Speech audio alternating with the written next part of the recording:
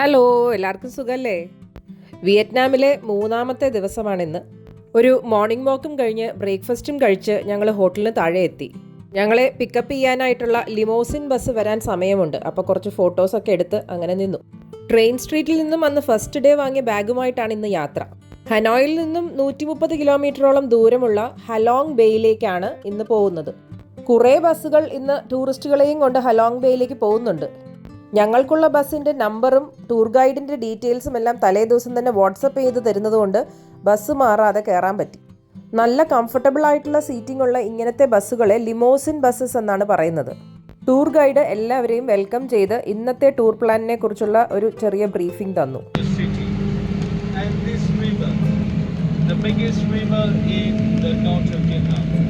Express ഹൈവേയിലൂടെ red river cross ചെയ്താണ് യാത്ര.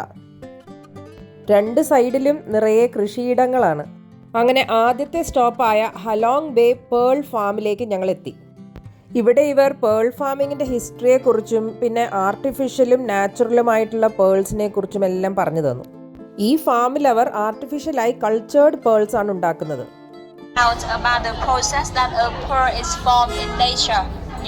So here you can see that we have the living oyster and they live on the seabed of the ocean. ജീവനുള്ള ഓയിസ്റ്റേഴ്സിൻ്റെ ഉള്ളിലേക്ക് ഇവർ ആർട്ടിഫിഷ്യലായിട്ട് ചെറിയ plastic മുത്തുകൾ insert ചെയ്യും. അങ്ങനെ ഈ ഓയിസ്റ്റേഴ്സിൻ്റെ നാച്ചുറൽ സെക്രീഷൻ ഈ ബീഡ്സിനെ കവർ ചെയ്തിട്ടാണ് സ്മൂത്ത് ആയിട്ടുള്ള പേൾസ് ഉണ്ടാവുന്നത്. അവിടെയുള്ള മറ്റു ഡിസ്പ്ലേസ് എല്ലാം കാണിച്ചു തന്ന് പേൾ ജ്വല്ലറിയുടെ ഷോറൂമിലേക്ക് ഞങ്ങളെ കൊണ്ടുപോയി. ഇവിടുന്ന് ഇവർ ഇത് യൂറോപ്യൻ മാർക്കറ്റ്സിലേക്കൊക്കെ എക്സ്പോർട്ട് ചെയ്യുന്നുണ്ട്. ഇതൊരു ടൂറിസ്റ്റ് സ്പോട്ടായത് കാരണം ഇവിടെ എല്ലാം എക്സ്പെൻസീവായിട്ട് തോന്നി. അവിടെ നിന്ന് ഇറങ്ങി ഞങ്ങൾ നേരെ ഹാർബറിലേക്ക് എത്തി. ഇവിടെ നിന്നാണ് ഞങ്ങളുടെ ക്രൂസ് സ്റ്റാർട്ട് ചെയ്യുന്നത്. ഇതൊരു 1 ഡേ ലക്ഷറി ക്രൂസാണ്. പല ബസ്സുകളിൽ നിന്നുമുള്ള ടൂറിസ്റ്റുകൾ ഈ ഒരു ക്രൂസിലേക്ക് വരുന്നുണ്ടായിരുന്നു. ഹലോങ് ബേയിലേക്ക് ഇനി ഈ ക്രൂസ് ഷിപ്പിലാണ് നമ്മൾ പോകുന്നത്. അകത്തേക്ക് കയറുമ്പോൾ തന്നെ ഞങ്ങളെ വെൽക്കം ഡ്രിങ്ക്സും വെറ്റ് ടവൽസും ഒക്കെ തന്ന് അവർ സ്വീകരിച്ചു. നല്ല വിശാലമായ സീറ്റിംഗ് കപ്പാസിറ്റിയോടുകൂടി സെൻറ്ററിൽ ബുഫേ ലഞ്ച് സെറ്റ് ചെയ്തിട്ടുണ്ടായിരുന്നു. ലഞ്ച് ഈ 1 ഡേ ട്രിപ്പിൽ ഇൻക്ലൂസീവ് ആയിരുന്നു. പക്ഷേ ഡ്രിങ്ക്സ് എന്തെങ്കിലും വേണമെങ്കിൽ നമ്മൾ എക്സ്ട്രാ പൈസ കൊടുത്ത് നമുക്ക് വാങ്ങിക്കാം. മെനുവിൽ ഒരുപാട് ഓപ്ഷൻസ് ഉണ്ടായിരുന്നു, vegetarian and non vegetarian items എല്ലാം. ഓരോ ഗ്രൂപ്പ്സിനും ഡെസിഗ്നേറ്റഡ് സീറ്റ്സ് ഉണ്ടായിരുന്നു. എല്ലാവരും സെറ്റിൽ ഡൗൺ ആയതിനു ശേഷം ബുഫേ സ്റ്റാർട്ട് ചെയ്തു. നമ്മുടെ കല്ലുമ്മക്കായുടെ ഒരു വിഭവം ഷെല്ലോട് കൂടി തന്നെ ഉണ്ടായിരുന്നു. പിന്നെ പ്രോൺസും സ്ക്വിഡും അങ്ങനെ സീ ഫുഡ് ഓപ്ഷൻസ് തന്നെ കുറേ ഉണ്ടായിരുന്നു. ചുറ്റുമുള്ള വ്യൂ എല്ലാം ആസ്വദിച്ച് ഏർലി ലഞ്ചും കഴിച്ച് ഞങ്ങൾ ഏകദേശം 1 അവർ എടുത്തു ഫസ്റ്റ് സ്റ്റോപ്പ് എത്താൻ. One of the new 7 wonders of നേച്ചറായി ഹലോങ് ബേനെ 2011 എലക്ട് ചെയ്തിരുന്നു. ജെയിംസ് ബോണ്ട് മൂവിയായ ടുമോറോ നെവർ ഡൈസും പിന്നെ കിങ് കോങ് സ്കൾ ഐലൻഡ് എന്ന മൂവിയും എല്ലാം ഇവിടെയാണ് ഷൂട്ട് ചെയ്തത്.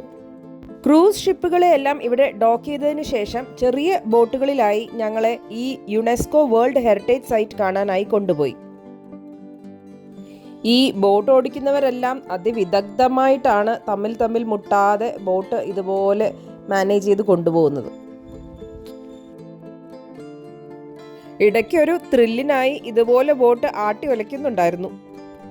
കാനോയിങ് ചെയ്യാൻ താല്പര്യമുള്ളവർക്ക് അതും ആവാം. ഒരു റൗണ്ട് ബോട്ടിംഗ് കഴിഞ്ഞ് അങ്ങനെ ക്രൂസിലേക്ക് തിരിച്ചെത്തി. വെളിയിൽ നിന്നും നമ്മുടെ നാട്ടിലെ അജന്ത എലോറ കേവ്സിനെ ഓർമ്മിപ്പിക്കുന്ന രീതിയിലുള്ള ഈ കേവ്സിലേക്കാണ് നമ്മൾ അടുത്തതായി പോകുന്നത്. ഇതാണ് ഹലോങ് ബേയിലെ സർപ്രൈസ് കേവ്. 100-ലധികം പടികൾ കയറി ആദ്യത്തെ വ്യൂയിങ് ഡെക്കിലേക്ക് എത്തി. മുകളിലേക്ക് പോകുന്തോറും കാഴ്ചയുടെ ഭംഗി കൂടിക്കൂടി വന്നു. കേരളത്തിലെ ഇടയ്ക്കൽ കേവ്സിൻ്റെ ഒരു വലിയ വേർഷൻ ആയിരുന്നു ഇവിടം.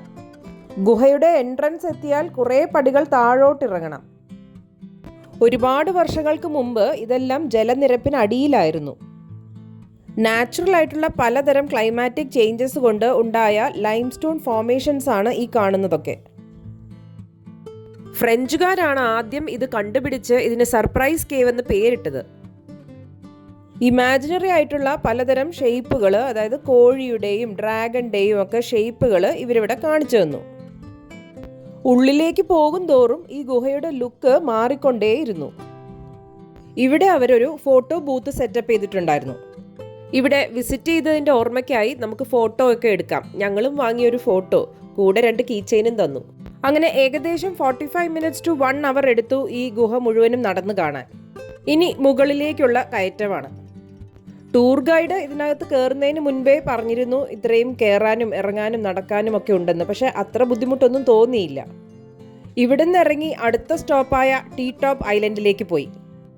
അവിടെയും ഉണ്ടായിരുന്നു ഒരു വ്യൂയിങ് ഡെക്കൊക്കെ. അപ്പം ഞങ്ങൾ കുറച്ച് ഫോട്ടോസൊക്കെ എടുത്തു. അവിടെയുള്ള സോവിനിയർ ഷോപ്പിലൊക്കെ കയറി.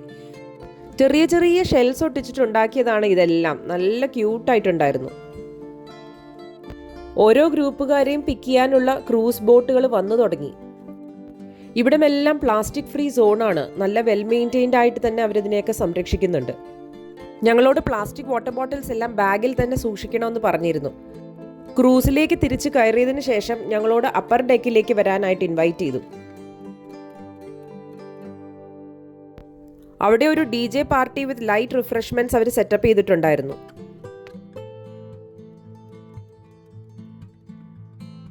അങ്ങനെ എല്ലാവരും തിരിച്ചു കയറാനായിട്ട് കുറച്ച് സമയം വെയിറ്റ് ചെയ്തതിന് ശേഷം അവിടെ നിന്ന് ഞങ്ങൾ പുറപ്പെട്ടു. തിരിച്ച് ഹാർബറിലെത്തിയതിന് ശേഷം ബസ്സിലേക്ക് കയറി. ഓൺ ദ വേ ഒരു കോഫി ആൻഡ് ലൂ ബ്രേക്കിനായിട്ട് ഈ മാർബിളും ഹാൻഡിക്രാഫ്റ്റ് ഐറ്റംസും അതുപോലെ സിൽക്കും എല്ലാം വിൽക്കുന്ന ഒരു ഷോറൂമിൽ നിർത്തി.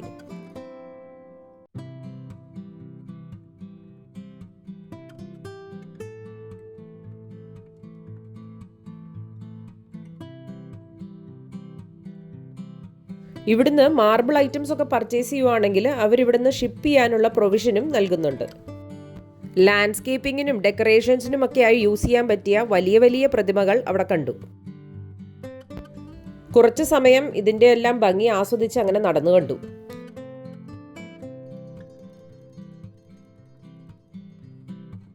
അങ്ങനെ ഇന്നത്തെ വെറൈറ്റി ആയിട്ടുള്ള കാഴ്ചകളെല്ലാം കണ്ട് തിരിച്ച് ബസ്സിലേക്ക് കയറി. അപ്പോൾ വീഡിയോ ഇഷ്ടപ്പെട്ടാൽ എല്ലാവരും ലൈക്കും ഷെയറും സബ്സ്ക്രൈബും ചെയ്യണേ. Thank you for watching.